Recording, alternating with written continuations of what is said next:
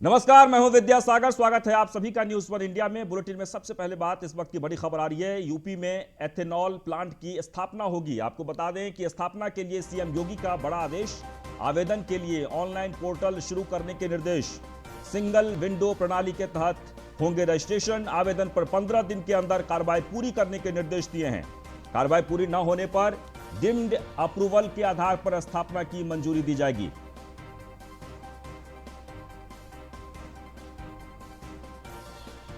तो एक बार आपको फिर से बता दें कि कार्रवाई पूरी न होने पर डीम्ड अप्रूवल के आधार पर स्थापना की मंजूरी होगी। यूपी में एथेनॉल प्लांट की स्थापना की जाएगी। मुख्यमंत्री योगी आदित्यनाथ ने इस मामले में बड़ा आदेश देते हुए कहा है कि जल्द से जल्द आवेदन की प्रक्रिया को शुरू की जाए, यानी कि ऑनलाइन पोर्टल पर आवेदन किया जाएगा और सिंगल विंडो प्रणाली के तहत रजिस्ट्रेशन होंगे। आवेदन पर 15 दिन के अंदर कार्रवाई पूरी करने के निर्देश दिए हैं। कार्रवाई पूरी न होने पर डीम्ड अप्रूवल के आधार पर स्थापना की मंजूरी। तो एक बार आपको फिर से बता दें, यूपी में एथेनॉल प्लांट की स्थापना की जाएगी।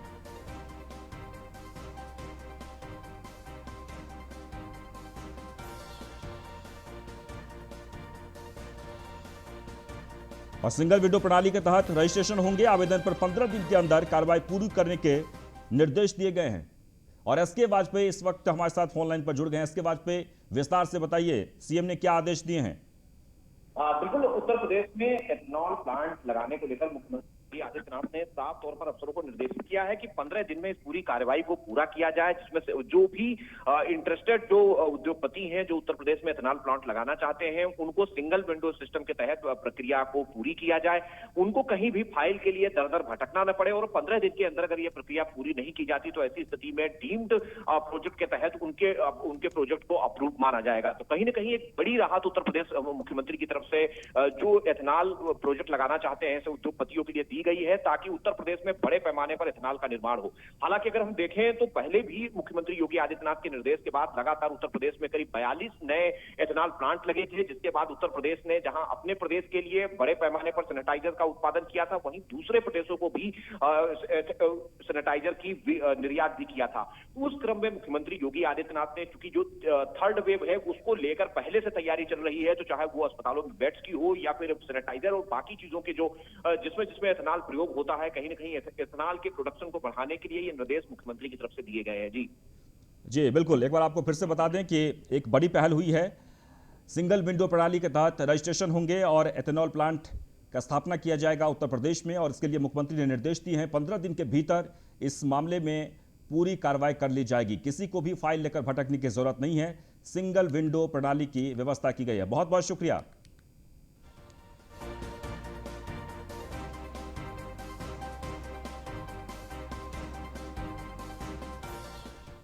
आगे बढ़ते हैं। देश में पिछले 24 घंटे में 1,52,734 नए केस सामने आए हैं कोरोना के।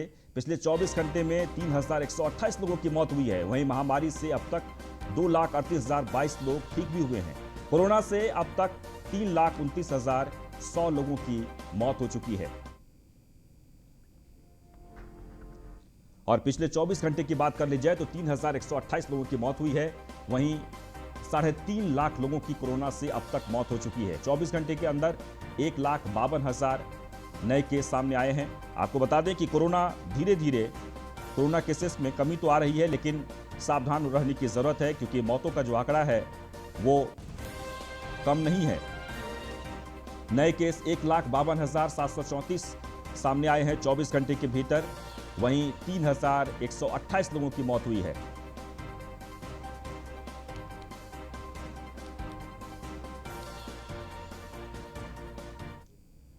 आगे बढ़ते हैं। सीएम योगी ने टीम 9 के साथ की बैठक। अधिकारियों को दिशा निर्देश दिए हैं। यूपी में पॉजिटिविटी रेट 0.5% रह गया है। सीएम योगी TTT के मंत्र से वायरस पर कंट्रोल पाया।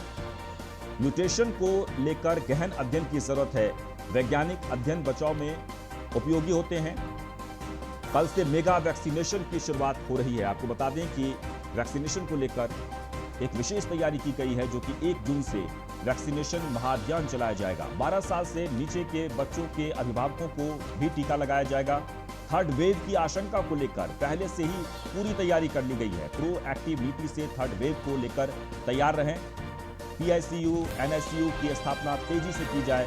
मैं पीकू वार्ड तेजी से तैयार होने चाहिए। आज टीम 9 की बैठक में ये सारी बातें मुख्यमंत्री ने निर्देश दिए हैं। कहा गया है बच्चों की सुरक्षा को लेकर योजनाएं बनाई जाएं, होम आइसोलेट मरीजों का पूरा ख्याल रखें, जरूरतमंदों को फूड पैकेट बांटें, वहीं ऑक्सीजन प्लांट की मॉनिटरिंग करते रहें, औद्योगिक गतिविधियां सामान्य रूप से क्रियाशील रहें, वहीं ओवर चार्जिंग की शिकायत का तुरंत निस्तारण हो, लापरवाह अस्पतालों पर सख्त कार्रवाई की जाए।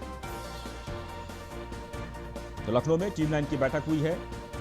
पॉजिटिविटी रेट 0.5% अब रह गया है और ऐसे में लगातार प्रयास किए जा रहे हैं कि पूरी तरीके से कोरोना को कैसे हराया जाए।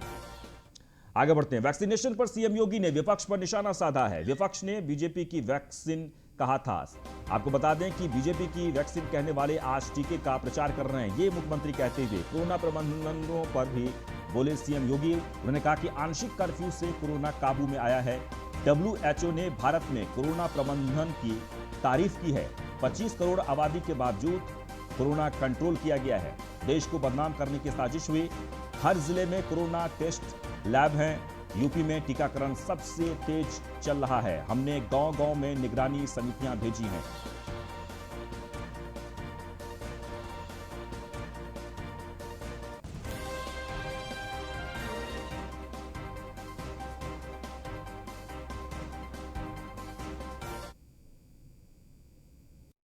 जो बार बार प्रधानमंत्री जी ने कहा है, हमें जो इस फील्ड में काम करने वाली संस्थाएं हैं, ट्रेस, टेस्ट एंड ट्रीट, इस ट्रिपल टी के फॉर्मूले को सदैव याद रखना होगा।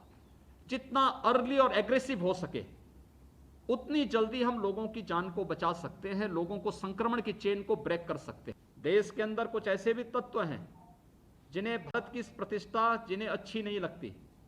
जब ये वैक्सीन आया था 16 जनवरी को और वैक्सीन लॉन्च किया गया था, तब उन्होंने टिप्पणी की थी। वैक्सीन को भाजपा की वैक्सीन या मोदी वैक्सीन कहा था। वैक्सीन मुफ्त में है और उस समय उन्होंने दुष्प्रचार करके कहा था हम तो नहीं लगाएंगे वैक्सीन, और लोगों में नकारात्मकता पैदा करने का प्रयास किया। वे लोग आज वैक्सीन के कारण देश के अंदर लोगों में सकारात्मक माहौल हो रहा था, कैसे नकारात्मकता में बदलने का प्रयास किया, ये किसी से छुपा हुआ नहीं है।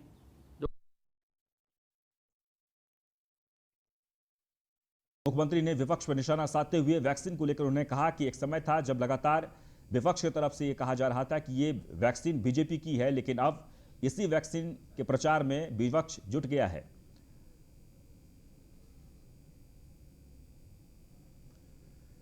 चलिए आगे बढ़ते हैं। राजधानी लखनऊ में कानून मंत्री ब्रजेश पाठक ने पत्रकारों की समस्याओं को लेकर सराहनीय पहल की है। उन्होंने पार्क रोड पर बने मीडिया पॉइंट पर पेयजल की व्यवस्था करवाई। साथ ही उन्होंने कहा कि कोरोना काल में पत्रकारों ने कोरोना वॉरियर्स की भूमिका निभाई है। पत्रकारों ने जनता की आवाज को प्रदेश सरकार तक पहुंचाई और प्रदेश सरकार की आवाज को जनता तक पहुंचाने का काम किया है। आगे उन्होंने कहा कि पत्रकारों ने अपनी जान की परवाह किए बिना लगातार खबरों का आदान प्रदान किया है और राजधानी के कई पत्रकारों ने फर्ज का निर्वहन करते हुए कोरोना काल में अपनी जान भी गंवाई है। मैं दिवंगत पत्रकारों के परिजनों के प्रति संवेदना व्यक्त करता हूं। साथ ही उन्होंने कहा कि प्रदेश सरकार ने मृतक परिजनों को 10 लाख की आर्थिक सहायता देने की घोषणा भी की है।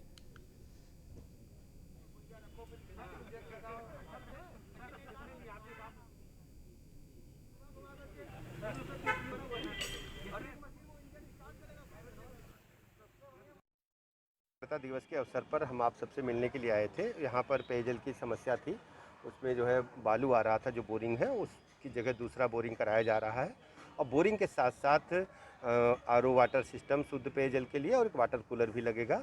इसके अलावा जो यहाँ दिक्कतें हैं जो आपने बताया है, दोनों सेट्स में कूलर के लिए भी मुझे लगता होना चाहिए, गर्मी बहुत होती है और आप लोग कूलर को सुरक्षित ढंग से इतना ध्यान रखिएगा कि करंट वरेंट ना लगने पाए किसी को, और कोई भी दिक्कत हो मुझे बताइए। स्वतंत्रता दिवस अलीगढ़ शराब कांड से जुड़ी बड़ी खबर आ रही है, जहां पर शराब पीने से अब तक 71 लोगों की मौत हो गई है। आपको बता दें कि सीएमओ डॉक्टर भानु प्रताप सिंह ने इसकी पुष्टि की है। अब तक 71 लोगों की मौत हुई है जहरीली शराब पीने से और इलाके में कोहरा मचा हुआ है। सीएमओ डॉक्टर भानु प्रताप सिंह ने इसकी पुष्टि की है कि अब तक जहरीली शराब पीने से 71 लोगों की मौत हुई है। और आपको बता दें कि अलीगढ़ शराब कांड को लेकर लगातार वहां पर मौतें हो रही है, मौत का सिलसिला जारी है। पिछले 4 दिनों से अब तक 71 लोगों की मौत हो गई है। कार्रवाई भी हुई है, लेकिन प्रशासन जिस तरीके से कार्रवाई होनी चाहिए वो कार्रवाई नहीं हुई है, लेकिन कुछ लोगों की गिरफ्तारी जरूर हुई है।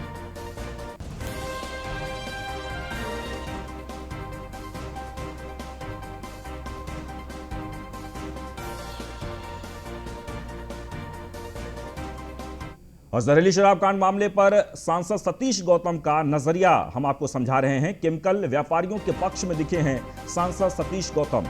सांसद की डीएम और आबकारी विभाग को खुली चुनौती, किसी भी प्रकार से व्यापारी को उत्पीड़न नहीं होने दूंगा, ये कहा है सांसद सतीश ने। आपको बता दें कि सांसद ने इशारों ही इशारों में जिलाधिकारी पर गंभीर आरोप लगाए। आईएएस पर जांच पूरी नहीं होती है क्योंकि जांच ही आईएएस करता है, ये बातें कहते हुए सांसद सतीश जहरीली शराब माफियाओं पर प्रशासन का खुला संरक्षण था।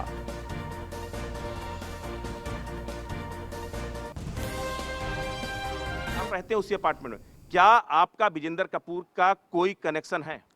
देखिए, पहले तो मैं बता दूं, ये अपार्टमेंट में 16 परिवार रहते हैं। और दूसरी बात, जिन विजेंद्र कपूर को जो आबकारी विभाग जो बता रहा है, उनका पुराना 10 साल पुरानी फैक्ट्री है, जो कि इंक की फैक्ट्री है, स्याही बनाती है, सैनिटाइज बनाती है, पूरा वो फैक्ट्री में काम करते हैं। वो अतरौली के बहुत अच्छे परिवार से जिम्मेदार परिवार है। आबकारी विभाग अपना पल्ला छुड़ाने के लिए, मैं तो केवल ये कह रहा हूँ, इतने केवल शासन यहाँ की टीम को हटा के ये जो आबकारी विभाग के हैं डीओ वगैरह, इनकी जांच अलग से हो जाए, दूध का दूध पानी का पानी हो जाएगा। सबसे भ्रष्ट है ये, इन्हें की बिना मर्जी के चल नहीं सकता ये केवल गुमराह करने के लिए, एक सज्जन आदमी को फंसाने के लिए। और दूसरी बात, उस आदमी के पास टोटल रिकॉर्ड है, सैनिटाइज में केमिकल लगता है, शराब लगती है, उस पर टोटल रिकॉर्ड है। केवल दबाव बनाने के लिए उस आदमी पर ये कर षड्यंत्र रच रहे हैं। ऐसे में अपने किसी व्यापारी का उत्पीड़न नहीं होने दूंगा। मेरा तो आरोप ये भी है कि आपने सीओ को धमकाया जो है और कहा कि आप जो है मतलब ये क्या कर रहे हैं जो है। पहले मेरी बात सुनिए, हर एक के मोबाइल में रिकॉर्डिंग होती है, सब मोबाइल में, चाहे सीओ हो, चाहे कप्तान हो, चाहे डीएम हो, चाहे आबकारी विभाग हो, वो सामने लाए ना। मैं ये आज भी दोबारा चैनल के माध्यम से कह रहा हूं, वो अच्छे सम्मानित व्यक्ति हैं, सम्मान रखते हैं, जिम्मेदार हैं, उनकी इंडस्ट्री है, बहुत बड़े पुराने जिम्मेदार हैं। उनका इस शराब से कोई लेना देना नहीं। रही केमिकल की बात, वो सैनिटाइज खुद बनाते हैं, इसलिए केमिकल उसमें लगता है। एथेनाइल एल्कोहल और स्प्रिट बड़ी मात्रा में 250 ड्रम वहां से बरामद हुआ है, ओवर स्टॉक वहां से बरामद हुआ है। और सबसे बड़ी बात यह कि ये बताया जा रहा है कि बिपिन यादव और अनिल चौधरी की निशानदेही के बाद, उनके बयान के बाद जो है विजेंद्र कपूर की गिरफ्तारी हुई। तो आपको लगता नहीं इस पूरे मामले में जांच होनी चाहिए? देखिए, हमारा कप्तान जांच कर रहे हैं, अगर कप्तान को लगता तो पुलिस दर्ज करती रिपोर्ट। ये आबकारी ने इसलिए करी कि हमारा पल्ला छूटे, अपना क्लीन चिट ले। इसमें सबसे भ्रष्ट हैं आबकारी, असिस्टेंट कमिश्नर जो यहाँ का डीओ शर्मा, ये सब मिले हुए हैं। अगर इनकी जांच इंक्वायरी अलग से आईएएस ऑफिसर से और किसी लेवल से हो जाए, दूध का दूध पानी का पानी हो जाएगा। लेकिन मैं आपके चैनल के माध्यम से कह रहा हूँ, किसी व्यापारी का उत्पीड़न नहीं होने दूंगा। ये चाहे डीएम हो, चाहे आबकारी विभाग हो, किसी प्रशासन कितना भी घोड़े खोल ले, किसी भी उद्योगपति का उत्पीड़न नहीं होने दूंगा। तो आपको बता दें कि अलीगढ़ शराब कांड में अब तक 71 लोगों की मौत हुई है और ऐसे में सांसद का कहना है कि इस मामले में प्रशासन का संरक्षण प्राप्त था शराब माफियाओं को। चलेगा बढ़ते हैं और बड़ी खबर लखनऊ से, दोनों डिप्टी सीएम के साथ अलग अलग बैठक करेंगे बीएल संतोष। सुरेश खन्ना, ब्रजेश पाठक, दारा सिंह चौहान के साथ मीटिंग। आपको बता दें कि जय प्रताप सिंह और सिद्धार्थ नाथ सिंह के साथ भी मीटिंग हुई है। बाकी बचे मंत्रियों के साथ कल बैठक करेंगे बीएल संतोष। यूपी की सियासत में हलचल तेज और आज और कल का दिन खासे महत्वपूर्ण है।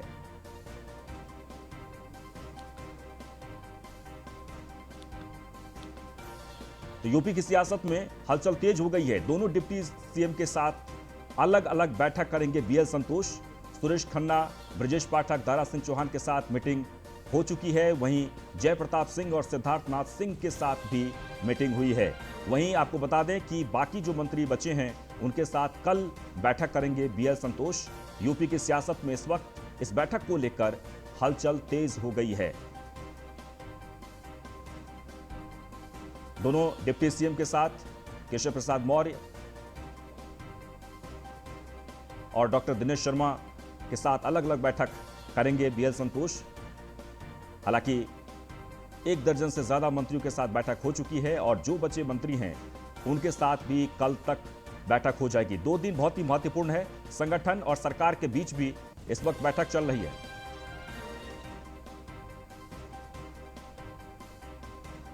और एसके वाजपेयी इस वक्त हमारे साथ जुड़ गए हैं। एसके वाजपेयी, इस बैठक के क्या मायने हैं, क्या कुछ निकलकर सामने आ रहा है? बिल्कुल ये महत्वपूर्ण बैठक है, क्योंकि हम देखें जिस तरीके से लगातार पिछले करीब 1 सप्ताह से लगातार बीजेपी में बैठकों का दौर चल रहा है। कहीं न कहीं 2022 को लेकर, साथ ही साथ में उत्तर प्रदेश में जो पंचायत चुनाव की परफॉर्मेंस है उसको लेकर, और आगामी जो त्रिस्तरीय पंचायत चुनाव में जो अभी ब्लॉक प्रमुख, साथ ही साथ जो जिला पंचायत अध्यक्ष के चुनाव बचे हैं उसको लेकर, उसके अलावा 2022 की रणनीति क्या हो, क्योंकि जो वर्तमान परिस्थितियां हैं, चाहे वो एंटी इनकम्बेंसी हो या उसके अलावा अगर हम देखें तो जो पंचायत चुनाव के परिणाम आए हैं या कोरोना परिस्थितियों के बाद जो लोगों के बीच में कहीं न कहीं पार्टी को लेकर नाराजगी है, उस नाराजगी को किस तरीके से दूर किया जाए, कैसे इन सारी चीजों को दुरुस्त किया जाए, लगातार बैठकों का दौर चल रहा है। 2 दिन पहले मुख्यमंत्री आवास पर कोर कमेटी की बैठक हुई थी। आज चूंकि बीएल संतोष जो कि बीजेपी के राष्ट्रीय संगठन मंत्री हैं वो लखनऊ में है, बीजेपी के प्रदेश प्रभारी राधा मोहन सिंह, बीजेपी प्रदेश अध्यक्ष स्वतंत्र देव सिंह, बीजेपी के संगठन महामंत्री सुनील बंसल, उसके अलावा बीजेपी के प्रदेश उपाध्यक्ष गोविंद नारायण शुक्ला, उसके अलावा प्रदेश महामंत्री समेत जो आला जो पदाधिकारी हैं बीजेपी के प्रदेश स्तर के, वो भी इस बैठक में मौजूद हैं। जहां ये बैठक पहले संगठन के साथ चली, अब ये दूसरा चरण चल रहा है जब यूपी सरकार के मंत्रियों के साथ अलग अलग ये बैठक की जा रही है, जिसमें जो उत्तर प्रदेश के स्वास्थ्य मंत्री हैं जयप्रताप सिंह, उनसे बैठक का एक दौर चल चुका है। उसके बाद दोबारा उत्तर प्रदेश के कानून मंत्री ब्रजेश पाठक को इस बैठक में बुलाया गया। साथ ही साथ जो चिकित्सा शिक्षा मंत्री हैं सुरेश खन्ना, उनको भी इस बैठक में बुलाया गया है कि आप भी आइए। तो कहीं ना कहीं मंत्रियों से अलग अलग बीजेपी के राष्ट्रीय संगठन मंत्री फीडबैक ले रहे हैं, कहीं ना कहीं उन चीजों में एक तारतम्य बैठाने की कोशिश कर रहे हैं जिसमें उत्तर प्रदेश बीजेपी और साथ ही साथ सरकार के बीच में एक सामंजस्य रहे और लोगों की जिन चीजों को लेकर नाराजगी है उस नाराजगी को दूर किया जाए और एक बेहतर परफॉर्मेंस जहां पंचायत चुनाव में दी जाए, जिसमें जिला पंचायत अध्यक्ष और साथ ही साथ जो ब्लॉक प्रमुख के चुनाव होने हैं उसमें बेहतर परफॉर्मेंस हो, और साथ ही साथ में 2022 को लेकर जो कील काटे हैं उनको किस तरीके से दुरुस्त किया जाए, क्या कदम उठाए जाए, इन बहुत सारे विषयों को लेकर लगातार चर्चा चल रही है। जी बिल्कुल, जैसे कि आप कह रहे हैं कि अलग अलग बैठकें भी हो रही है, एक एक मंत्री को बुलाया जा रहा है और उसके बाद उनसे चर्चा हो रही है, तो किस मुद्दे पर चर्चा हो रही है, क्या कुछ उसमें से इनपुट निकल के सामने आ रहा है?